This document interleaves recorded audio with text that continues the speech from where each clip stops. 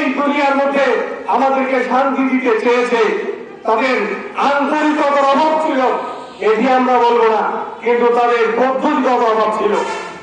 অর্থাৎ যে আল্লাহ আমাদেরকে মায়ের পেটে খাবার ব্যবস্থা করেছেন, যে আল্লাহ আমাদেরকে ওই আল্লাহকে অক্সিজেন দিয়ে এই পৃথিবীতে বেঁচে থাকার ব্যবস্থা করেছেন, যে আল্লাহ আমাদেরকে বৃষ্টি দিয়ে হিন্দু মুসলিম বৌদ্ধ খ্রিস্টান সকলের জমিতে ফসল উৎপাদনের ব্যবস্থা করে থাকেন, সেই আল্লাহর আইন বাদ দিয়ে মানুষের তৈরি করা আইন দিয়ে তারা সমাজে শান্তি দিতে চেয়েছে।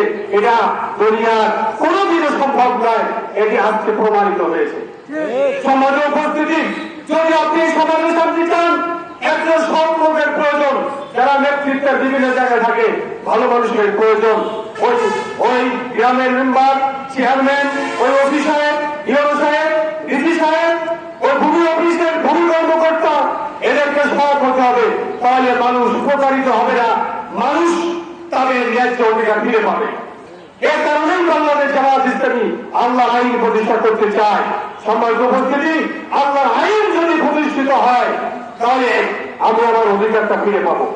আমি অফিসে গেলে আমি অফিসারদের কাছে ন্যায্য অধিকার ফিরে পাবো। একজন দুর্নীতিবাজ, দুরাচার, কালো টাকার মালিক টাকা দিয়ে আমার অধিকার থেকে ছিনিয়ে নিতে পারবে না। সম্মানিত উপস্থিতি, এর জন্য আমাদের সংগ্রাম হচ্ছে, আমরা সব লোকের শাসন এই জমিনে প্রতিষ্ঠা করতে চাই।